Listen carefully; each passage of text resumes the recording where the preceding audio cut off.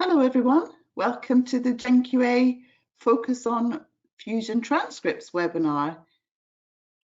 So Jenny's just popping the slides up. I'll give you an introduction of our speakers today. We have Dr. Anca Oniscu, who's a consultant pathologist based in the Edinburgh Royal Infirmary in the UK. Anca is the National Clinical Lead of the Molecular Pathology Scottish Pathology Network, and Anca has been involved right from the very, very early stages of our molecular pathology EQA schemes right back in 2012 with the lung cancer EQA. We're also joined today by another colleague, Paul Roberts. Paul is based in Leeds and is a consultant clinical scientist, and he is also the cancer scientific lead of Yorkshire and North East Genomic Laboratory Hub. Paul has been with us even longer than Anca, I'm afraid to say, Paul. You were an assessor way back in the clinical cytogenetics days, SEQUAS, and really helped shape the way that the Sarcoma EQAs have been developed, which started back in 2014. And then we also have my colleague, Dr. Jenny Fairley, who's the Deputy Director for Molecular Pathology at GenQA. And Jenny's been instrumental in setting up what now is a very large portfolio of these molecular pathology EQAs over the years. And she's going to give you an overview of where we've come and some of the findings over the years that we've observed. So if we just take the next slide, please, Jenny. What we're going to cover today is Anca is going to cover the gene fusions in lung cancer and give us a bit of background about how to test and where pros and cons of different approaches. And Paul is also going to cover a similar fashion in the sarcoma field.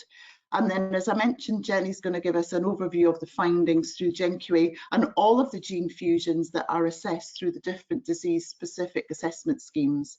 And then we'll have our live Q&A session. So another plug, please pop your questions in the questions box and we'll come to them later on. So Jenny, next slide, please. And I've got the great pleasure in handing over to Anca to start our webinar today on fusion testing in non-small cell lung cancer. Thanks, Anca. Thank you very much, Sandy, for the kind invitation to join today's webinar on fusion testing. So for the next 15 to 20 minutes, I'll cover non-small cell lung cancer testing with focus on fusions and some of the challenges that we see in routine molecular testing. Jenny, if we can move to the next slide, please.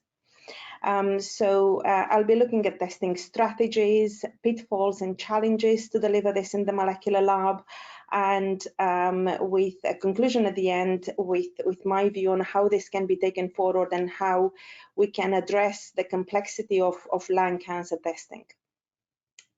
If we move to the next one slide. So let's have a look at the current testing landscape first. So we started testing molecular testing for lung cancers quite early on, 2011, 2012, as Sandy mentioned. And the first targets were DNA targets, EGFR mutations, and then slowly we moved to KRAS mutations. And then we saw the introduction of the fusion testing in lung tumors. And ALK was the first of the fusions to come in, and then we saw introduction of ROS1, of MET exon 14 skipping mutations, and TRAC gene rearrangements and RET rearrangements as well. And for all of these, there are now targets that treatments that can target these fusions, and a lot higher in numbers compared to the DNA targets that we actually test for at the moment. So in most of the countries, we will have some of these drugs approved or in various stages of ongoing approvals. And so we will be having to consider how to do testing and comprehensive testing to be able to deliver testing for all of these targets. In this slide, it's predominantly, sorry, Jenny, in this slide is predominantly looking at lung adenocarcinomas, and the numbers that we had in the actual little circles look a bit higher than what we see in the real life in the lab, and that's because it's only focused on adenocarcinomas.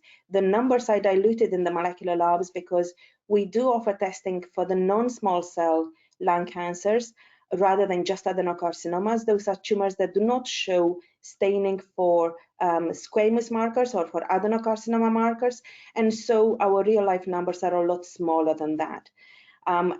Just to give you an example, for ALK fusions, I think if we consider the testing landscape, 8% in this slide is actually more real-life 2%, 1.5 to 2% fusions that we identify.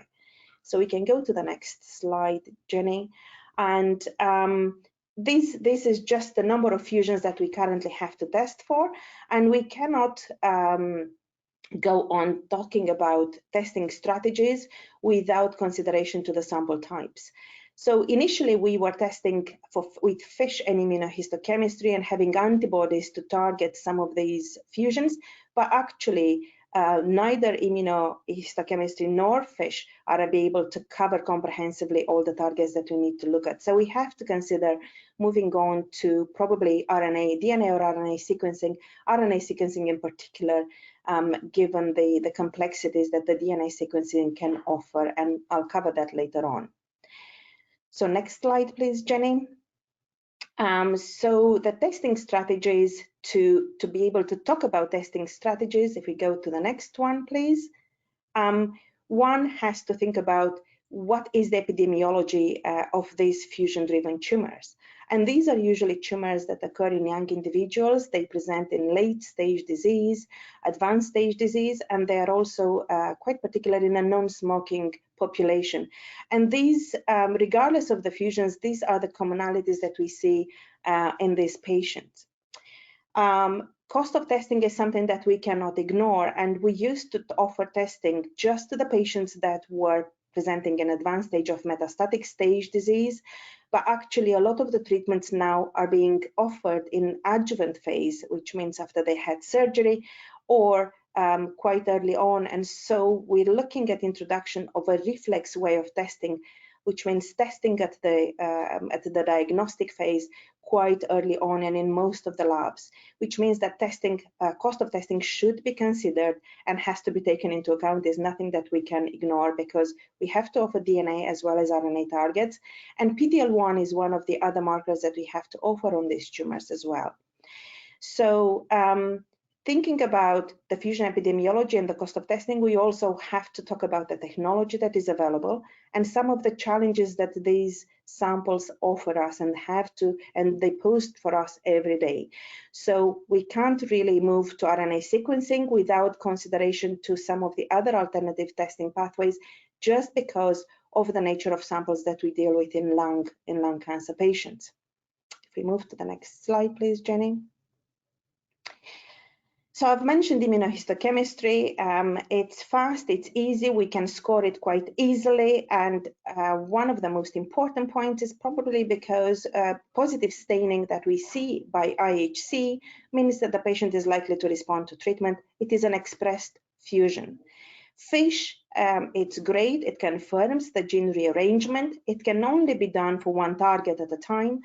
And it doesn't quite tell us much about the level of the fusion, if it's expressed or not in the tumor. So quite rightly so, the good practice would say that if you pick up a gene rearrangement by FISH, you have to confirm it, or it's good practice to confirm it with alternative means and do immunohistochemistry on those samples as well. RT-PCR is not really used in lung testing because of the variety of the high number of partners that these genes have and the fusions have. And so if it is required to confirm a particular fusion that you pick up by doing, for example, next generation sequencing, DNA or RNA, then, and if you know the partners, then you can design RT-PCR probes to be able to confirm that particular fusion with an alternative testing methodology, but it's not really suitable for lung testing, I would say. And so we are left with next generation sequencing. Perhaps RNA is the most appropriate one, and this is becoming, the standard of testing for fusion in lung cancer, given the large number of fusions that we have to look and deliver for clinical services. If we move to the next one, please, Jenny. We can't really move on to testing strategies and talking about methodology and platforms for testing without really considering the tissue.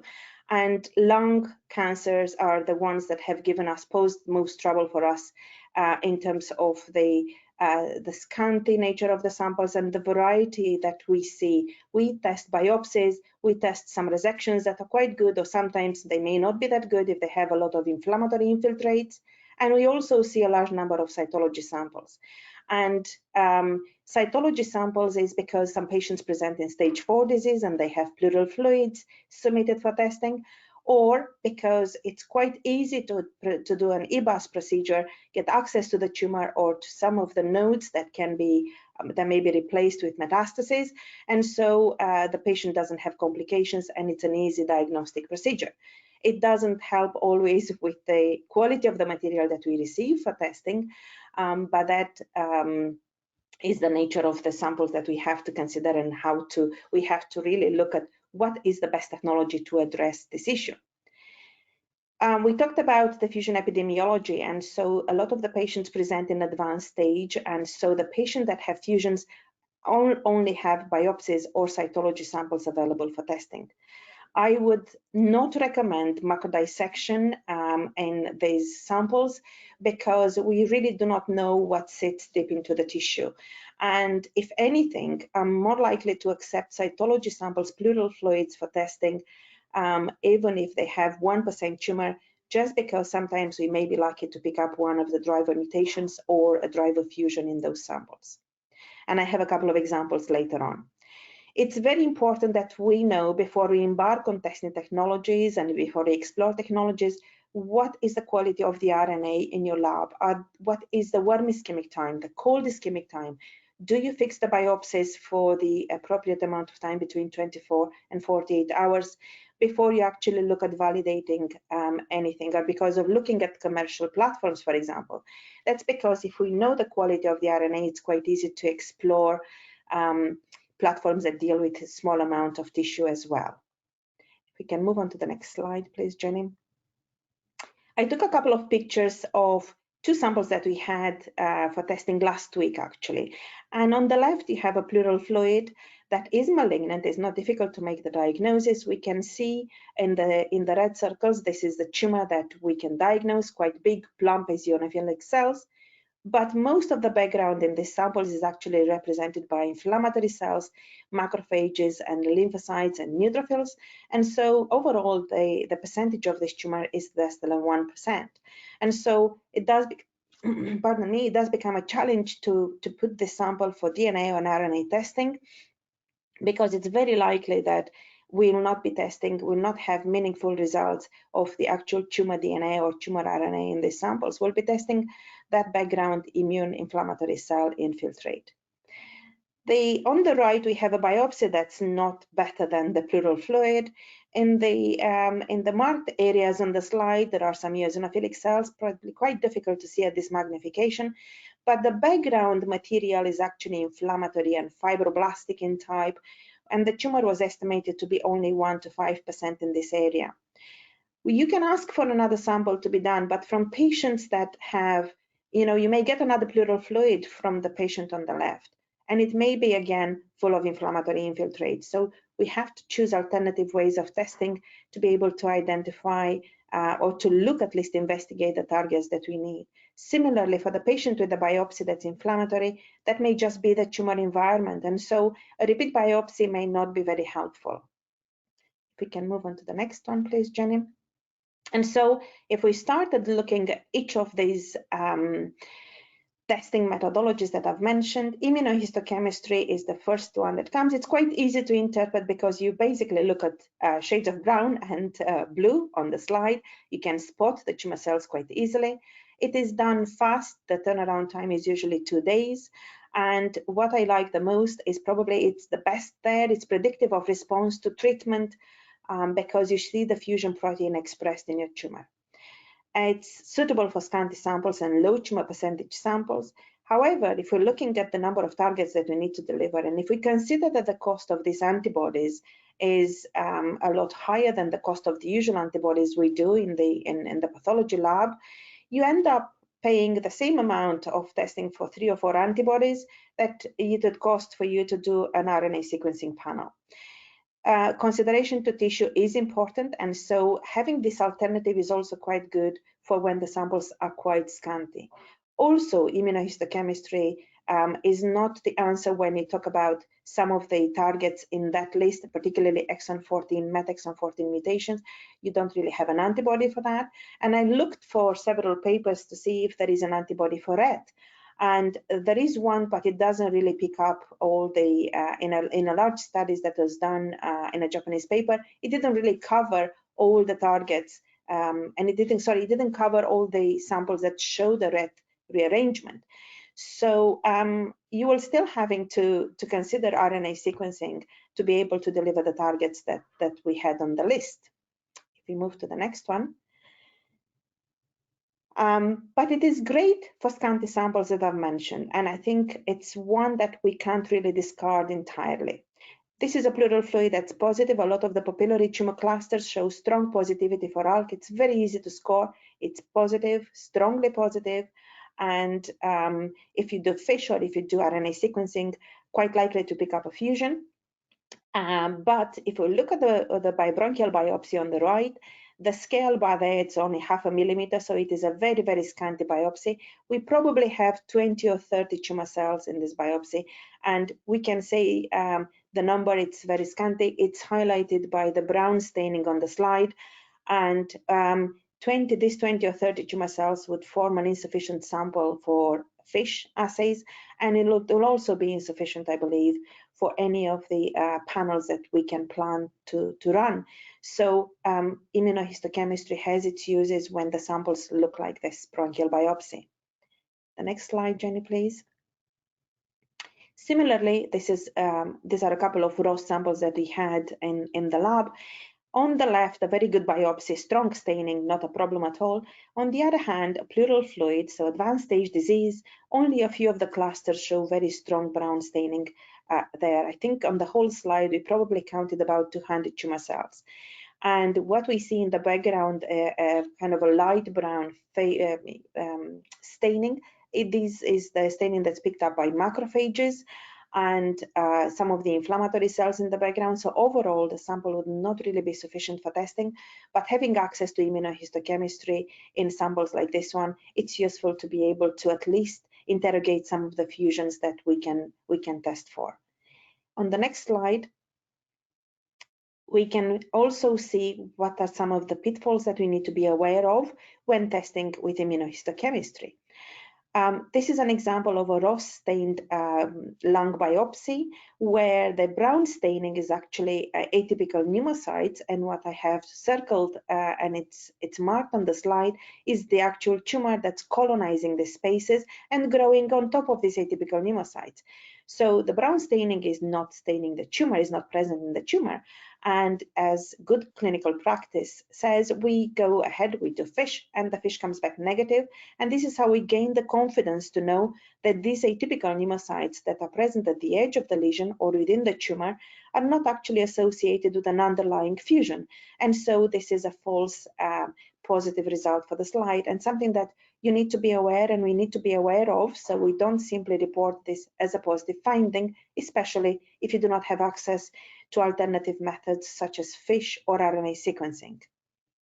If we move on to the next one, the same pitfall we have with NTRK antibodies, and NTRK antibodies are great for screening large volume of tumors. We'll have to offer NTRK on a large scale, and if funding is not an issue and if you can sequence every single tumor, that's great, but it may be cheaper to look at screening with an antibody and then just do NTRK fusion testing for some of the tumor types where the antibody doesn't have such a good sensitivity or specificity.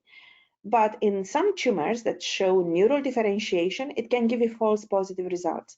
And so we know that the NTRK proteins are important for normal neural development.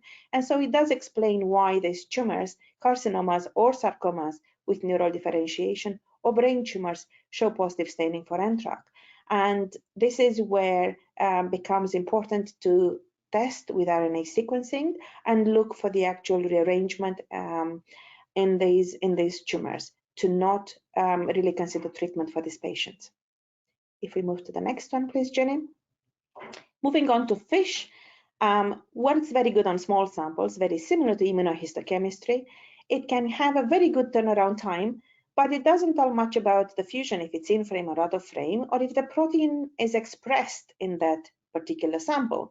And so good practice would be to confirm that by doing alternative testing and considering immunohistochemistry or RNA sequencing. At the same time, it doesn't tell us the number of fusion partners. And most of the commercial probes that are validated and are used in the labs worldwide are actually break apart probes. And so it doesn't tell you about the fusion partner. And we will see how for NTRK that could become a problem as well. It is relatively cheap, but if we have to deliver fish for the number of fusions that we saw on the list that are required to be delivered clinically, we will have to run quite a few, and actually will not really be able to do it for all the fusions that are needed, because for NTRK there is a problem with NTRK 1 and 2, and also for MET exon 14 mutations, we can't really do fish. So looking at the number of probes that will need to be delivered, it does make it quite expensive, and it will use quite a significant amount of tissue to be able to deliver that. If we move on to the next slide, please. Going on to the challenges that fish can pose with NTRK, one in particular, if the partner is sitting exactly on the same chromosome, when you go and score the fish, you may not be able to appreciate the distance between the red and the green signal. Usually we score this with, they have to show the red and the green signals have to sit at the standard is a 2 diameter probe to be able to have a confident score of a positive gene rearrangement. But if it sits on the same chromosome, they may actually be fused or very slightly apart. And so it does become, it is a challenge, and it should not be, NTRK1 fish testing should not really be performed to look for fusions. And on the next slide, you can see how many partners, and this is taken from the paper in 2019, how many partners have been described that are associated with NTRK1 that will actually, we will be missed if we will consider fish for testing for NTRK1. If we're moving on to the next slide, please, Jenny. RT-PCR, as I've mentioned, is not really great. It does not allow for identifying new partners, and it requires multiplexing. And again, if we go into the NTRK as an example of how not to really do testing, it's very difficult to design a multiplex RT-PCR that will cover the large amount of fusions that exist for NTRK1. If you are encountering a fusion that's not been described before, it will not be really pick it up, but it can be useful for confirmation as an alternative methodology if you really require to confirm with alternative means a result that you picked up with DNA or RNA sequencing for that matter. If we move on to the next slide, coming on to DNA sequencing, and again, perhaps I'm using this of how it's not helpful to do it. It is partner agnostic, but if you are considering offering fusion testing and you have to consider NTRK on those panels because there are drugs approved for that, the problem sits with NTRK 2 and 3, and it's due to the repetitive sequences that exist in this gene, the non-specific binding that you may have, and the size of introns. And so having to cover all those breakpoints and it's quite a complex design of the assay, and it becomes quite an expensive design as well. And if we're looking at the sensitivity that you will have by picking it up, it's actually significantly lower for NTRK 2 and 3 compared to NTRK1. And so these are some of the challenges, and these are some of the points that you have to consider if DNA sequencing is what you are thinking about. And so we arrive at the end of this, in the next slide, please, Jenny, with RNA sequencing, and hybrid capture is the method that's preferred. If you are considering RNA sequencing, the method eliminates the issue that we have seen with DNA sequencing, such as the intronic sizes, the repetitive sequencing, and is relatively cheap to design compared to DNA. It has a very good sensitivity, but there are limitations, and I've mentioned at the beginning about the RNA quality. You cannot embark on doing RNA sequencing without knowing the quality of the RNA in the samples in your lab. And also, it's good to have a good understanding of the level of expression of your fusion transcript. And if you are, for example, considering doing fusion testing and RNA testing, it may be good to actually consider also immunohistochemistry as a next step once you have picked up a fusion, and be able to confirm that and learn lessons from this. Will be able to apply them to scanty samples in the future. And especially for NTRK, I think if you have to consider doing a large number of RNA sequencing tests in your lab, and if you can confirm them by immunohistochemistry, then we can learn about how to apply that to samples that are really scanty. If we move on to the next slide, please, Jenny, just to summarize some of the methods, I think it's quite easy to see that the winners in terms of the number of ticks are actually NGS RNA sequencing and immunohistochemistry. And I'll actually remove one of the cost ticks for IHC because of the large numbers of the tests that we have to do. But if you have samples that are really, really scanty, it will still be worth considering immunohistochemistry if you're comfortable with the antibodies and they're well validated. Next slide, please, Jenny. I would hope that a significant numbers of the lab will take this forward and we'll see RNA sequencing is cheap. It's ideal to accommodate the number of fusions that we test for. It has to work very closely together with the molecular lab to do DNA RNA sequencing, possibly simultaneously, to deliver timely reports. And I would say right at the end, please do not use the not test strategy. If you pick up a KRAS mutation on an EGFR, we've had a couple of patients recently that had both KRAS and ROS1 fusions present in the same samples. And these are the patients that will likely be suitable for entrectinib. But we used to do, if there is a KRAS mutation, perhaps we are not going to get fusions. We know that exclusively present. And so I wouldn't use that for fusions in the lung testing. Thank you very much. That's all from me, and I'm happy to take questions later on in the Q&A session. Thank you, Anca, very much indeed. What a very comprehensive and clear summary, and good to have inside knowledge, be warned, and proper real-time information of what you should be aware of. That's great, thank you. And as I say, yes, pop questions in the box and we'll get to them a bit later. Thank you, Anca. Thank you. Okay, we'll move on now to our second speaker, introducing Paul to give us the summary of the testing strategies, pros and cons for gene fusions in sarcoma. So Paul, over to you, please. Okay, thanks, Sandy, and thanks, Anca, for that presentation. You've touched on a few areas that I'm going to cover as well, but it's always going to be useful to re-emphasize some of the challenges in dealing with fusions. So I'm going to talk about gene fusion specifically in sarcomas, and most of my focus really is going to be on current practice, which I think is a bit of a mix of FISH and RNA sequencing.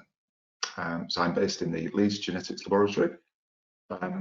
So a little bit of background then about sarcoma genetics. So sarcomas are relatively rare, so we have different sort of challenges here. So about 5,300 per year in the UK. Multiple different subtypes, and gene fusions underpin at least a third of different sarcomas, so recurrent gene fusions present in a significant proportion of them. Unlike in lung cancers, where you're dealing with a relatively small number of different gene fusions, in sarcomas we've got over 140 different fusions reported, and half of them are recurrent in the same histological subtype.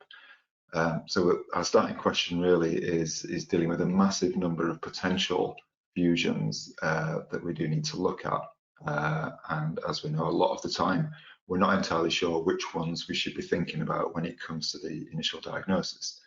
What we do know is that gene fusions are pivotal drivers in a number of sarcomas, and many sarcomas, that's pretty much all they have. There's the gene fusion there, and at the molecular level we don't really find much, if anything else, at the beginning. And certainly much of what we've been doing in molecular testing in recent years has been assisting with the actual diagnosis and subclassification of sarcomas. And you can see in the diagram on the right as well, sarcomas can be found anywhere in the body really, soft tissue or in bone, mostly in striated muscle, but it could be absolutely anywhere. So we could be dealing with anything. Next slide, please. So I know we're focusing on fusions here, but it's important to remember that we've got a large cohort of sarcomas that won't have fusions. Yeah, so as a general sort of rule, when we come to subclassifying them, we do have those sarcoma subtypes I've already mentioned, which do have quite specific genetic alterations, usually translocations, i.e. fusions and inversions, and occasionally a small number of specific oncogenic small variants. And if you look at the current cancer test directory for sarcomas, there's only probably about 6 or 8 specific small variants that are described in the test directory. The great majority of genes that are specified there relate to gene fusions and gene amplifications. Then you've got another cohort of sarcomas which have quite non-specific genomic alterations. They tend to be much more complex. Certainly in the days when we used to culture the cells and look at them, the chromosomes were all over the place. Multiple different changes going on there, numerical changes, structural changes, amplifications, insertions, small variants, all kinds of things going on. And those tend to be the ones, not exclusively, but they tend to be the ones that don't necessarily have a specific gene fusion underpinning them. Next slide, please. So those of us that have been involved in sarcoma genomics for a number of years will have all probably started out by using FISH as our go-to for many of the tumor types, and we'll be continuing to use that on an off-and-on basis for the coming months and years. So we'll look at FISH applications. Anca's described some of the possible applications that can be used here. So yes, in sarcomas, break apart FISH probes are probably the most frequently used types. We can also use dual fusion and single fusion. I'll show you those in a moment. And they have a bit more of a specialist type of probe called a tri-check fusion. And again, I've got some illustrations to show you what they look like. Next slide, please. So as Sandy generously mentioned and alluded to my age a bit earlier, the fact I've been involved in this sphere for quite a long time, and in the old days when we did use to culture sarcomas, they were beautiful karyotypes sometimes with all sorts of weird and wonderful changes. And as FISH technology first came into play and we were able to try to elucidate some of the things that we couldn't quite work out in karyotyping, the first kind of FISH we were using was whole chromosome painting. So we've got a picture here of a DFSP. As far as the karyotype is concerned, we can see a number of ring chromosomes at the bottom. And without any further classification, we could speculate on what they might be based on what we know in the literature, but we didn't really have anything before FISH to characterize what they were. And then lo and behold, chromosome painting came along, and using chromosome 17 and 22 paints, we could see that each of those ring chromosomes contained interlocking segments of parts of chromosomes 17 and 22. And then further down the line, we realized what the gene associations were within those ring structures. So in some ways, by not culturing these cells, we miss out on that kind of global impression that we have of what's going on within these tumors. And it's important to remember that, yes, we can focus on the target that we're interested in, but it's important to understand there's a lot more going on within these tumor types as well, as I've already mentioned. Next slide, please. So again, you've seen these kind of illustrations before, really. So break apart probe, pretty much a standard way, where you've got a 3' and 5' part of the probe. They break apart when that gene is rearranged, and we're generally confident that that's a rearrangement according to the width that the green and red signals are apart. Complications can come in when you've got a very small rearrangement, such as an inversion or an insertion that Anca mentioned earlier, where you can't be confident that the red and green are far enough apart to call that as a genuine rearrangement. Single fusion probes, not really used too much there, really. This is essentially where when there's a fusion taking place, the nature of the probes is such that both of the different probes come together. So on the left, for example, we've just got a normal signal from, it could be, say, an EWSR FISH probe, a normal signal there from it could be a Fly1 FISH probe, and then where we've got the fusion taking place on the left, EWSR1 and Fly1 have just come together. Not really the best recommended probe type to use, so I think we've all gravitated really towards break apart probes, or where available, dual fusion probes. So where we've got a very defined and well-known fusion partner, and the presence of dual fusion probes, as in the DFSP that I mentioned a little bit earlier, they can work quite well to illustrate these. And certainly in hemato-oncology, dual fusion probes are probably the most frequently used probes to look for known gene fusions there as well. Next slide, please. So I mentioned these tri-check or three color FISH probes. I don't think there's too many centres using these, and I know we've tried them ourselves, and they can be quite challenging. But they can be quite useful to not only illustrate that the gene you're interested in is broken apart, has been rearranged, but where you've got a good chance of knowing what the fusion partner might be. You've got that third signal coming in there from the likely fusion partner, where you can be able to also show that the fusion has taken place at the same time. So the picture on the left-hand side is showing you the green and red signals from the EWSR1 gene that are broken apart and rearranged. And here we're thinking, is it going to be a FLY1 fusion? And that's labelled in a blue colour. And you can see we've got two discrete blue colours indicating that in this instance, EWSR1 is not fusing with FLY1. Whereas on the right-hand side, we've ended up with the blue signal. If you look at my arrows there, the blue signal from one of the FLY1 signals juxtaposing to part of the EWSR1. So they're indicating that we've got the EWSR1 FLY1 fusion. So slightly roundabout way of identifying fusions, and it's fine if we know exactly what we're looking for and if the results do what they say on the tin. But as we know, in FISH, this isn't often this isn't always what happens. Next slide, please. So these a couple of unusual features that we could get with FISH. So bear in mind, anything can happen within sarcomas, as in many other tumour types, of course, as well. So on the top left, we've got an image here of a break apart probe, where we've actually lost the normal copy of the chromosome that we're interested in as well. So we need to be mindful of these kind of findings, particularly when you're getting signal dropout.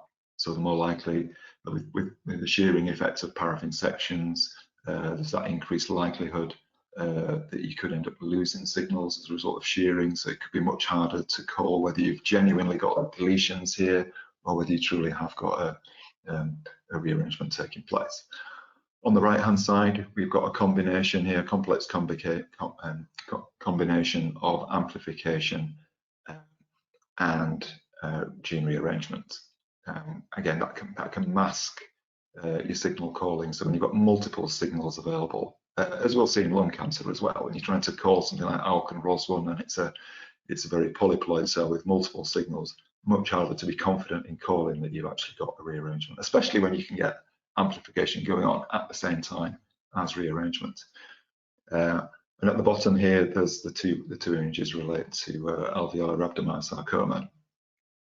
So what we've got here, we used a dual fusion probe system for FOXO1 and PAX7. And in the right, we've got an interface cell with multiple sort of red and yellow signals indicating we've got amplification of the PAX7 and the FOXO1.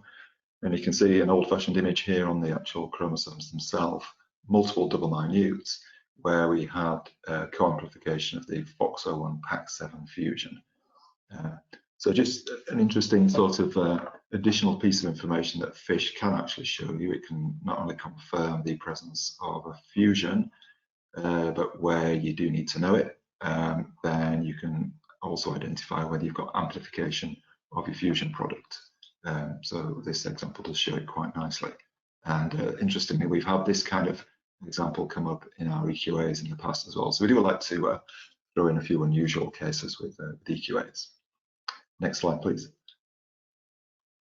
So the advantages of FISH, Anca's already been talking about some of those, and we all know that FISH is relatively quick technique. We could turn results around in a day if needed, sometimes quicker. Works well with FFPE, relatively simple once we're familiar with the process. For single FISH probes, relatively inexpensive, quite targeted. So if we know what we're looking for, we've got a clinical question, we can answer that clinical question relatively easily. If it's a yes, great. If it's a no, we've got a few problems.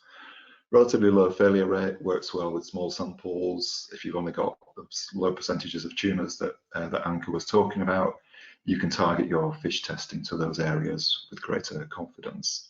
It does align with the histopathology features, does work with small, poor quality samples I've mentioned, and you can get information on rearrangement and copy number if you're interested in amplification as well. So we know these are the great advantages of applying FISH in molecular testing. Next slide, please. But we all also know there are many disadvantages. So as I've said, break-apart probes is our go-to, but they only answer the question that we're interested in, and even then you may only get a partial answer. So targets the gene of interest. Most of the time, certainly with break-aparts, all the time, we're not going to identify the partner. We may get loss of the 3' or the 5' signal, and sometimes they can be, we can incorrectly interpret those as being rearranged when we're not entirely sure whether that rearrangement is going to be leading to a fusion product. Is it just happened to be a shearing effect? Is it a genuine deletion? What's the reading frame going to be like if there is a fusion there, etc. So definitely something like that would need subsequent confirmation by another test.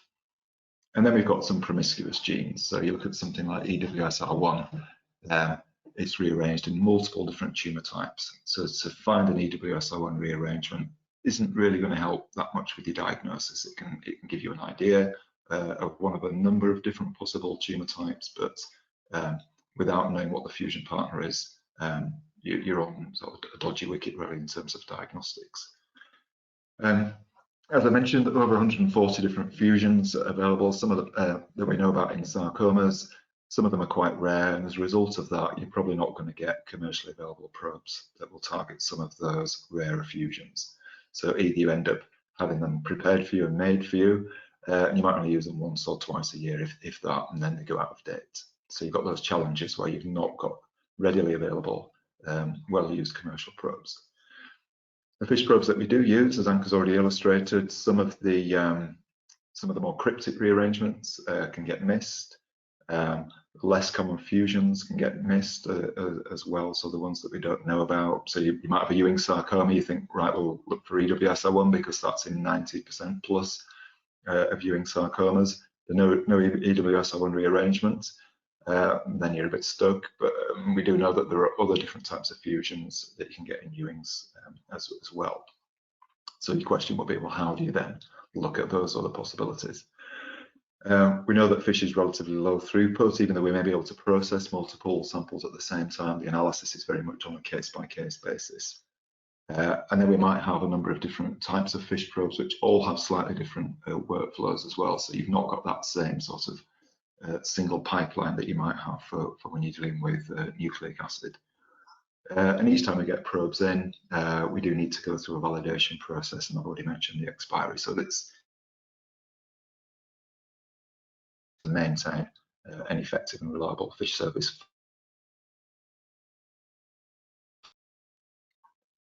The next slide, please.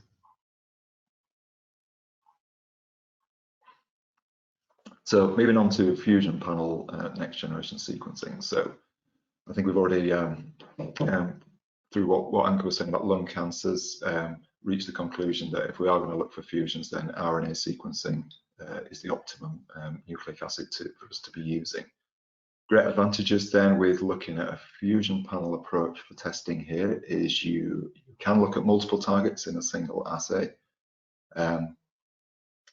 FISH at the moment can sometimes involve a number of sequential tests, so you may have one FISH test, another FISH test, you might then come back and confirm with RT-PCR, whereas if you've got a robust fusion panel process working, then that could be the one test that you do. A fusion panel, you've got your result there, you're confident with that, you know what that is, then your report goes out.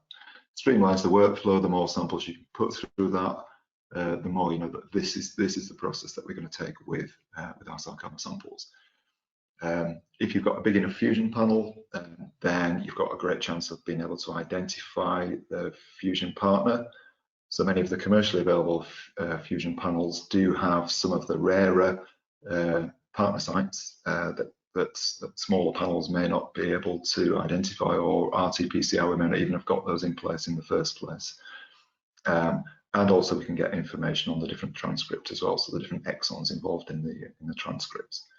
Help us characterize if that fusion is in frame, which clearly with FISH we've got no idea about that or not, whereas a fusion panel we can give that information. And NTRK, particularly important again, to have that information, especially given some of the nuances of NTRK1 in particular.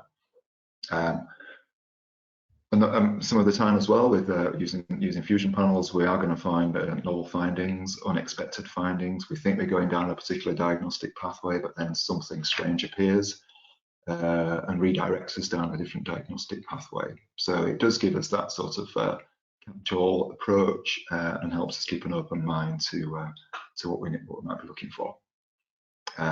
Bioinformatics solutions are getting better here as well, and the more we can develop those and get more robust and quicker pipelines in place, the easier that's going to be for those people that are just starting out with this process. Whole genome sequencing at the moment, certainly in the UK for sarcomas, in England for sarcomas. More and more of those sarcomas are going for whole genome sequencing, and those people working in the GLHs like myself, we will get a number of whole genome sequencing results coming back, where there'll be another confirmation test required to characterize what's been found on whole genome sequencing. Say it's a rare fusion where we haven't got a FISH probe available, we may not have RT-PCR, so the use of the fusion panel is also quite helpful there in that confirmation. And I guess one of the key advantages is that high throughput, so the ability to be able to put larger numbers of samples through a single pipeline, all going through at the same time, multiple patients and multiple samples, and with the data all being ready and available in the same unified workflow. Next slide, please. So this sort of mirrors what Anca was describing a little bit earlier, and I already alluded to some of this in terms of a direct comparison here. So your turnaround times, which is great in terms of turning things around quickly.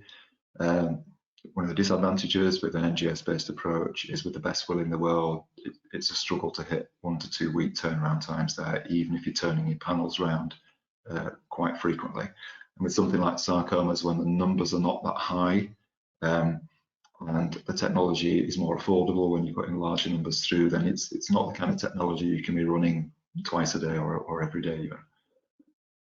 Sample size, we've already heard a little bit about this, so FISH can work well with smaller samples, poorer quality samples, whereas an RNA sequencing approach, you do need larger volumes, you do need to make sure you're using suitable RNA quality, and in terms of your sensitivity as well, that's another kind of challenge there, really.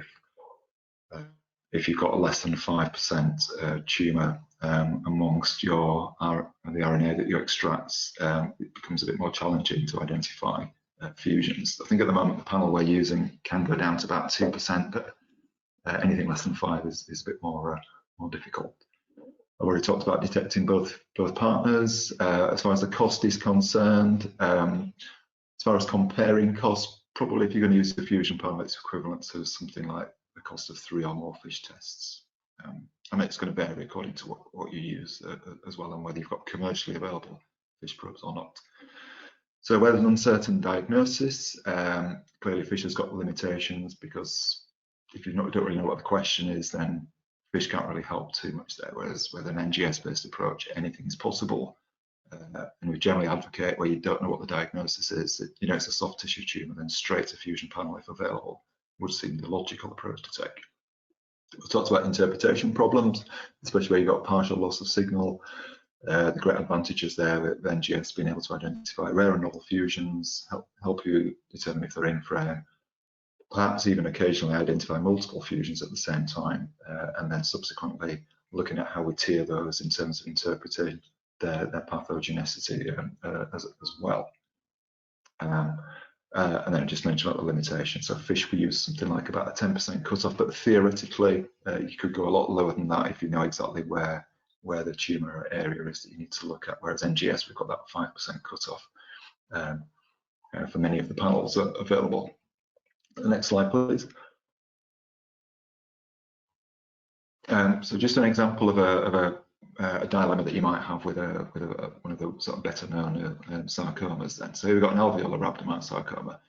If you're going to set up a FOXO1 testing only, which is specific to the alveolar subtype, then we know that FOXO1 is quite specific to alveolar rhabdomyoid sarcoma, and 77% of the time you're going to get a PAX gene FOXO1 fusion, either of PAX3 or of PAX7. And I've already mentioned you can get amplification of the fusion product. But you've got 10% of them that have a rarer and often cryptic PAX3 fusion. And there are a number of other different variants that you could get here as well. So potentially you could say, well, if we've not got a FOXO1 rearrangement, we could try with PAX. And we could find a PAX3 rearrangement maybe, but then what's the fusion partner? There's a number of different fusion partners you can test on. Before you know it, you've ended up with 3, 4, possibly more different FISH tests. Not really an efficient way to work out what's going on if you need to know the fusion partner. So a possibility could be to use FOXO1 FISH first, particularly if you want to get a quick result and just give you a good idea if you've got a FOXO1 change. And that might be sufficient. A FOXO1 rearrangement, that might be all you would actually need in terms of supporting your diagnosis. Or if you're interested in amplification, you'll probably get that information as well. Alternative then could be if your FOXO1 is normal, then go for fusion panel, where you can look at potentially all the different fusions that we've got. Or you could just cut your losses and say, right, actually, we're not going to bother with any FISH at all. We're just going to go straight for a fusion panel. It's going to take you a bit longer, but you will capture everything in one go. Or if you want to hedge your bets, set the fusion panel up when the sample comes in, and also have your FOXO1 test running in parallel. So you've got those two different approaches running side by side. Next slide, please. EWS1 I've mentioned before, won't say too much more about that really. So as I already said, multiple different partners, multiple different tumour types. So your strategy there could be to start with EWS1, but then you've got limited information there. So this is probably a classic one really, where going straight for fusion panel, where there's a likely EWS1 rearrangement, could be advisable. I mean, if you're pretty certain about your diagnosis, you've got an EWS1 rearrangement, as a pathologist you may feel that is sufficient, but these days ideally we do really something like this, we would need to know the fusion partner. So FISH is limited because there's not many other FISH probes we can use here, so classic one really to advocate strongly to go for fusion panel. Next slide, please. Yes, I think it's a bit missing off the bottom of this, but this was just showing you an example of an approach that you could take to bring in FISH and fusion panel testing. So this is more or less mirrors what we're currently doing in Yorkshire and the North East. So here you've got a sarcoma coming in, diagnosis with a known or a likely fusion. If there's a FISH probe available and the answer is yes, then what we may try to do locally is we'll do a maximum of 2 FISH tests. If we find a break apart in the first test and the partner is not required, then we send the report out. If the partner is required, then we'll go on to fusion panel testing. If it's something like, I don't know, say synovial sarcoma versus Ewing's tumour, we may try EWS1 to begin with, and then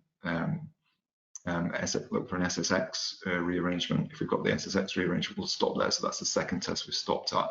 If after those 2 tests we've not got anything, we go for fusion panel. Then I already mentioned loss of the 3' or the 5' signal by FISH, then certainly that does need confirmation through fusion panel testing. So you've got a bit of a kind of complex approach. I suppose it's evolving as we change our technologies anyway. So we're currently looking at how much we can actually properly shift from FISH towards fusion panel testing. If we did that, what would be the consequences of that? Cost goes up, delays come in there for the actual diagnostics. So it's all those things to balance out really in terms of what is going to be the optimum approach to take with this. Next slide, please, which I think is my last slide. Yeah, so looking at how we bring these 2 strategies together then. So I think probably a lot of people on this call today may well be looking at a service where we provide fish for high probability targets. So where there's a high likelihood that we're going to get a rearrangement by fish, that's where we're a bit more certain about the diagnosis, then fish is a great parallel there with histopathology. We could put the fusion panel in tandem with that as well. Another approach could be to just set up the fusion panel for all of the referrals. So anything other than those cases where you've got those high probability targets goes straight to fusion panel. Or alternatively, where your fish results have come out and only given you a partial result or not been able to clarify what's going on there. Yeah, so you've got these, I think at the moment because we're in this evolution, we've got the two things running in parallel. And I think going straight to fusion panel could be where we all go.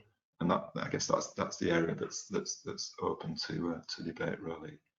And there are always going to be drawbacks with that approach because of small sample sizes and the need to get your results quickly. And sometimes you might think fusion panel is a bit of an overkill. Okay, thank you. Thank you, Paul, very much indeed. A very clear presentation and lots of food for thought. And it's always great to see sort of true worked examples as well. I'm afraid I've just looked back and you've been with the EQA scheme since 2002. So you're 20 years, so longer than I have been. So thank you for your perseverance with us, I think. Well, just look what it's done to me. Yeah. You're looking well, looking well. Yeah, it's been great to see the changes over all those years, you know. Fantastic.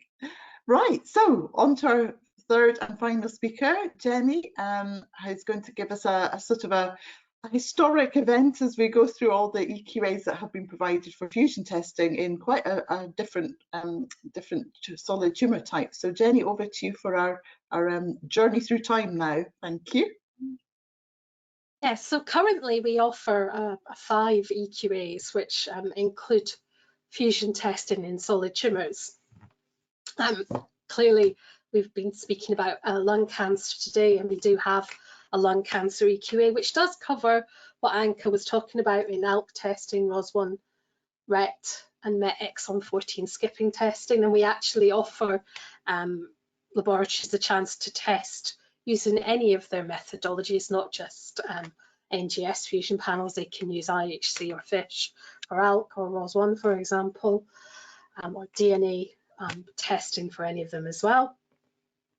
As we've mentioned, we've been offering a Sarcoma EQA since 2014, obviously looking at the multiple fusions involved in sarcomas, and we do tend to try and concentrate on including the most common types of rearrangements, but also perhaps having slightly rarer ones in there as well to test people's pathways. We introduced an NTRK fusion EQA a couple of years ago, and that's now moved to a full accredited EQA. And then we had 2 pilot EQAs last year that included looking for rearrangements or fusions, and that's in renal tumours. I'll talk a tiny little bit about that at the end, looking at TFE3 rearrangements, and then also in thyroid tumours, RET rearrangements. So if you want to know more about RET or NTRK, we've already done some webinars on them previously, which are available on YouTube. So our lung cancer EQA is obviously the one that includes the most laboratories participating, because obviously lung cancers are much more common than sarcomas. And we started off with lung cancer EQA back in 2010, when EGFR testing was just being introduced in laboratories for treatment with EGFR tyrosine kinase inhibitors. We then moved to panel testing as early as 2013, and that included testing for ALK. And then in 2015, we realised there was a bunch of other markers which were becoming important for lung cancers. These were much more fusion and FISH-based, really, when we started off this EQA. So that was ROS1 and RET. And at that time, it's MET amplification.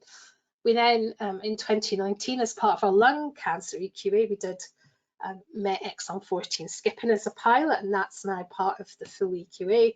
And in 2020, we merged all our EQAs for lung together to have quite a large number of different targets included in the same EQA, including the MET exon 14 skipping, ALK, ROS1 and RET, so all the things that effectively sort of fusion type assays. And when we did this, we realised that labs have different testing strategies, so we actually gave them the opportunity not to have to do all the different genes. We split it out into ones where they could only do the fusions, only do EGFR, and then or it could do a bit of everything. But what's been very clear is that over time there has been a dramatic change in the testing strategies used by laboratories for testing for fusions. So I've used ALK as an example here because we've been doing that for the longest. And when we started back in 2013, the majority of labs were using FISH testing to test for ALK at that point. The antibodies at that point were still being developed. This was at the very start of ALK testing. FISH carried on and pretty much has carried on as being a very popular technique for testing for ALK in our EQAs. However, you can see that from sort of 2013 to 14 to 15, and then around about 2016, you see really that much more labs were using immunohistochemistry. And again, that's remained relatively constant. You can see that labs have used RT-PCR in small numbers over the years. There hasn't been huge changes really in that. However, there has been a dramatic increase in the number of laboratories using NGS to do ALK testing. From no labs at all when we originally started to 2 and 3 labs for a number of years, and really it started to take off probably around about 2019-20, where you can see we've gone up to around about 15 labs then. And last year it was more than 50 laboratories using NGS to test for ALK, really demonstrating how things have changed over time. In our sarcoma EQAs, similarly, I've looked at the testing strategy that labs have done, and in sarcoma, there are much more labs doing RT-PCR at the start because that was how they were looking for the different fusions. They would do FISH and they would possibly do RT-PCR, and you can see that FISH has remained the most popular. And what I've just covered here is you have to remember that in sarcoma, because we offer different sarcoma types, there will be different testing strategies. So this represented the most number of labs doing FISH, but for some of this might be for amplification probes, which are not really, NGS at the moment, it's not really suitable for it. But you can see again that from this time, it was actually this year we noticed the biggest increase in the number of labs actually moving to doing NGS, and it's nearly 50% of the labs in our sarcoma EQA are now using NGS. So again, there's this huge increase in the popularity of NGS. So obviously that using NGS for fusions gives a few issues and a few things that need to be borne in mind. We now recommend that there was a paper that came out last year about how to report fusions. So fusions should be reported as the 5' gene, 3' gene separated by 2 colons, and that's the recommended nomenclature currently. If you use genomic coordinates to report the fusions, you need to include the genome build. These things are really important for understanding how you're reporting things. If you include breakpoints of the fusion, nucleotide or exon positions, you need to include the reference sequence for the genes you're using. Otherwise, it's not possible to interpret it. And there is HGVS nomenclature for fusions. It should be used if it's appropriate. So if you've characterized breakpoints as that, one way of the easiest way now probably of showing this is by using the HGVS nomenclature. However, as Anca alluded to, there are some issues using NGS. Again, determining the quality of the RNA you're using is really important. And one way that laboratories can mediate this is by the use of control transcripts in their assays to ensure you have amplifiable RNA present. There's the limitations of the test you're doing, of which fusions can it pick up? Can you pick up everything? Is it a hotspot type method where you're only picking up specific partners? And you need to really be very clear on your reports about what you are and aren't testing, as is true for all assays now.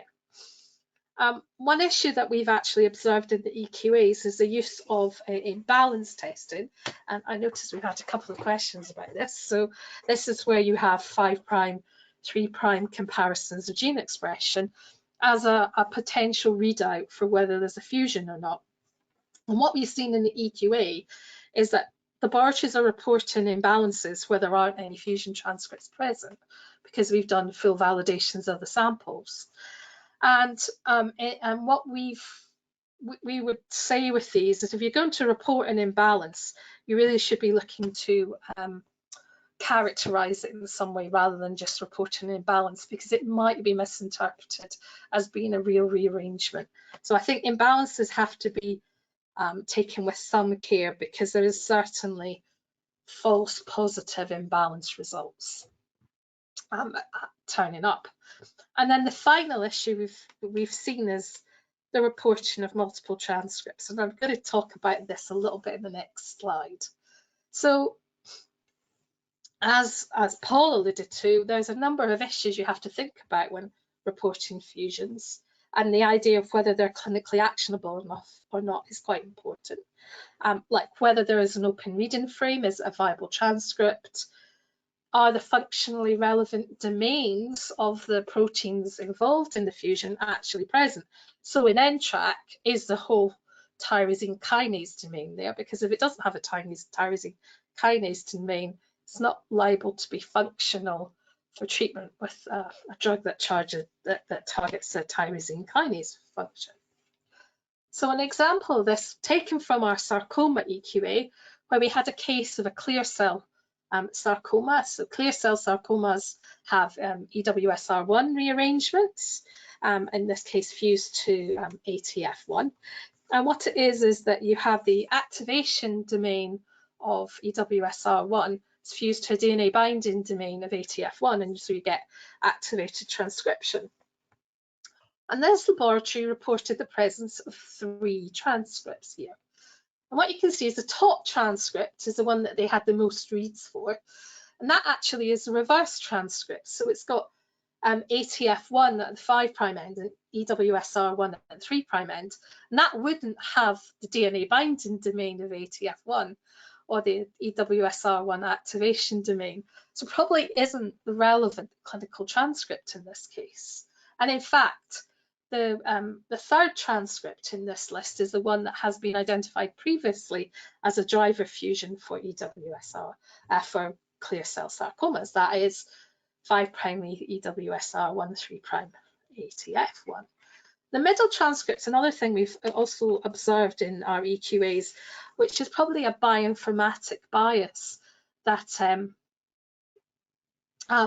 you sometimes see the exons defined by NGS platforms or bioinformatics platforms not being the ones expected. And I think it's something that laboratories have to be careful about as well, making sure that they're really giving the correct interpretation of what their results are. One of the issues in this case is this is all that the lab reported. So they would send this result to somebody to interpret and work out whether or not there would be a functional transcript there. So you can see it might be quite important to really look at functional transcripts. So as a final slide, I'm going to show a real-world example of where using NGS is really helpful. And this is from our renal tumours EQA. And our renal tumours EQA look at a particular kind of renal cell carcinoma which have MIT family translocations. And these are usually either TFE3 gene fusions or more rarely TFEB gene fusions. And there are multiple TFE3 partner genes which have been identified. And these again are a diagnostic for this type of renal cell carcinoma. So in our 21 pilot EQA, we sent out a case which had a non-01 TFE3 fusion. And we had 3 laboratories that used NGS and all correctly identified the fusion transcript. However, we had 10 laboratories that used FISH, and 5 laboratories did not identify the presence of a rearrangement. Why might that be? Well, that was because that NONO and TFE3 are both on the X chromosome, on different arms of the X chromosome. However, they're both on the X chromosome, so it's an inversion event. The signal pattern would perhaps, for the laboratories, be hard to recognise. The signals might be moving far enough apart, and laboratories with less experience of looking at these types of fusions might, or probably did not call this rearrangement correctly. I can tell you that laboratories that didn't detect the rearrangement, they weren't all using the same probes. They were using some of the same probes that labs did detect the fusion, so it wasn't a probe-specific issue. So thank you very much for listening, and now we're going to go on to our question and answer session. And I see probably got quite a few questions here. Yep, thank you, Jenny, very much indeed. It shows how things evolve, and EQAs have to involve us testing and things change in the laboratory as well, and be sort of interactive there. Okay, yes, as you see, we've got quite a few questions in the chat now. So Anca has answered some of them online. So I'm going to actually a very good one that I'm going to kick us off, Paul, with you. Optical genome mapping. I know that's something that is happening within your geographical GLH region. So there's a question here. It identifies rare structural variations in sarcomas and solid tumours with lots of question marks. What's your thoughts around that?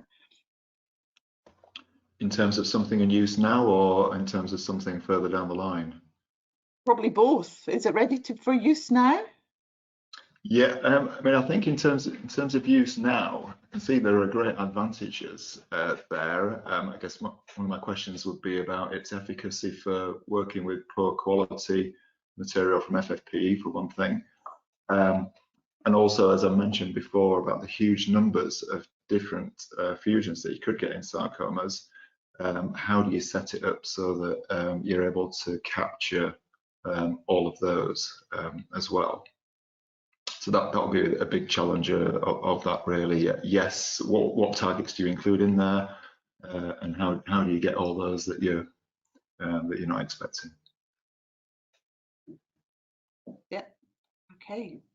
Interesting. Things may change. Anca, there's a couple of questions. There's 2 that's popped in more about sample handling. So the first one's from Moira. So I'm interested about your comment about not macrodissecting in cytology samples. Can you give a bit more detail about this rationale? And then the second one, so pause that thought, about using RNA fusion panel testing on decal specimens. What's the protocols for labs to follow there? Yes, so for cytology samples, why we don't macrodissect it? Because we never know exactly what is deeper down in the block. And it may be that it cuts out of tumor entirely, or it may be that it cuts into tumor. So it's because you spin down the sample and the cells sit in this in the fluid, and so, or in the actual plasma that you are embedding them in as part of processing, and it's not the same tissue organization as you have in a biopsy. It's haphazardly arranged papillary clusters of tumor. And so you never can say with very great degree of confidence that what you see on the H&E is what actually sits deeper in the block. And depends on how the lab is dealing with cytology samples that you are able to assess. So for example, what our lab does, we have a cone in a tube, and we get a level in the middle of the cone and a level of the top. So we are quite often able to see what's in the middle of the material that's embedded and what sits on top of it, if that is done in the cone. If it's done in a plasma solution, then we usually know as it runs out of material, because you see the material getting less and less on the slide.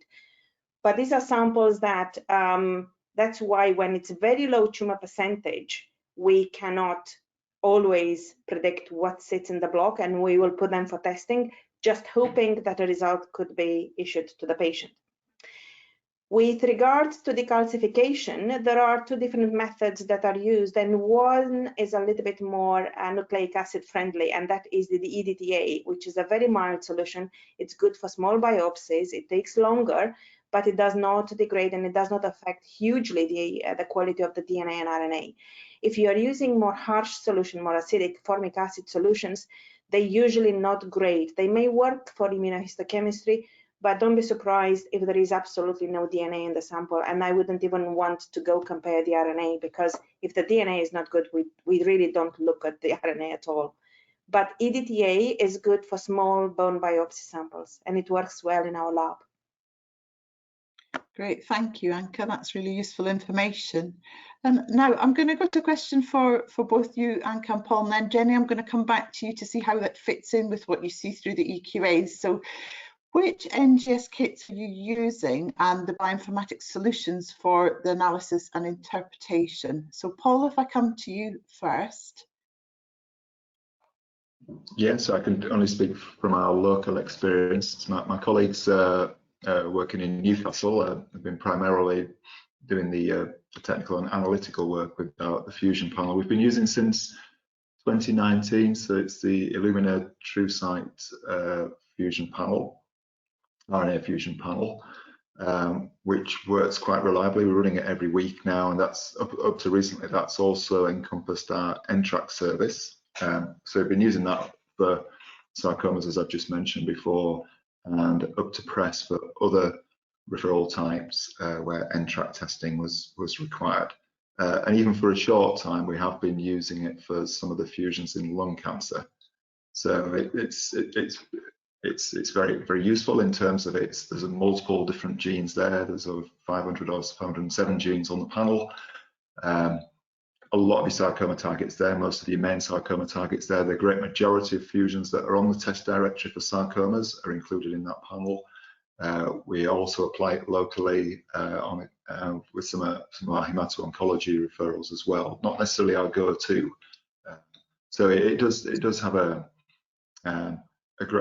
wide variety of applications at the moment. In terms of bioinformatics solutions, so we've up to press, we have been working with the platform provided by Illumina. I still think that there are other steps that we can take in terms of progressing that and making that a bit slicker than it actually is. Again, my colleagues in Newcastle will be able to say a bit more about that if anybody wanted more specific information. I think our plan locally is to continue with the fusion panel for certainly for sarcomas, but to gradually migrate more of our NTRAC testing onto our TSO 500 panel. So, you know, like everywhere else, everything is a little bit in flux, and it's moving from one panel to another one according to which workflow is going to work best and where you're going to be able to capture most of your required targets. So like Anca was saying with lung cancer, an RNA fusion panel is fine up to a point, but you're going to miss all your DNA targets. So really you need something for something like lung, which is going to bring them all together in the same space. Yeah, thanks, Paul. A lot of change actually happening, isn't there, across the board at the moment? Yeah. Anca, what's happening in your lab? We are in the final stages of validating a bespoke RNA panel just for lung, because we probably won't have sufficient material to really go with a very ambitious large panel. And this will be just looking at the targets that I've mentioned, including BRAF as well, that's going to be useful for the pilocytic tumors in the brain.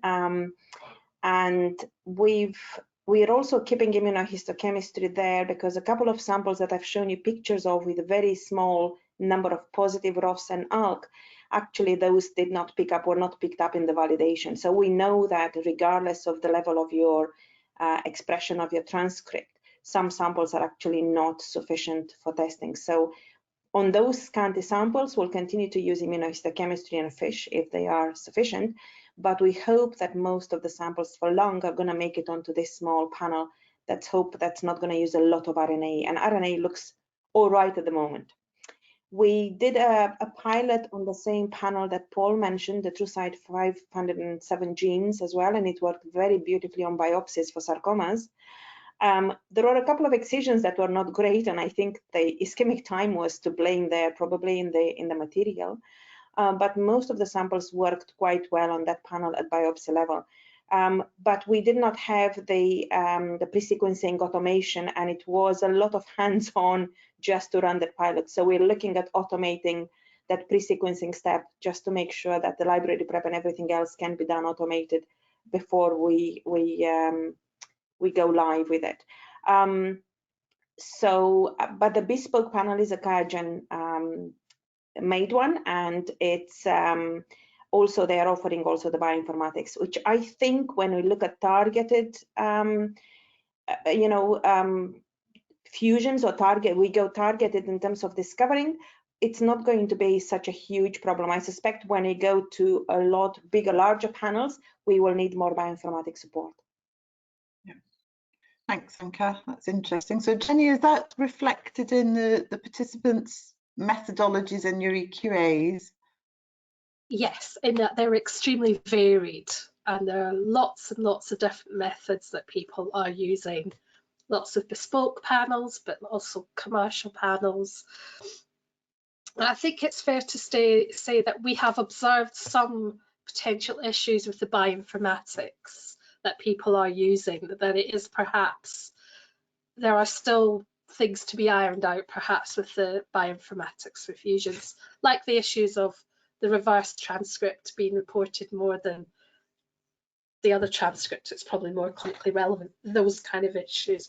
Read-through transcripts, which is where you get the different exon numbering coming into play as well. I think they're kind of read-through transcripts that the bioinformatics is calling incorrectly. I don't think they're actual transcripts that are present. So I think there is some work still to be done out there on the bioinformatics of fusions as well. And it's very complex too, because there are lots of things to take into account, I think.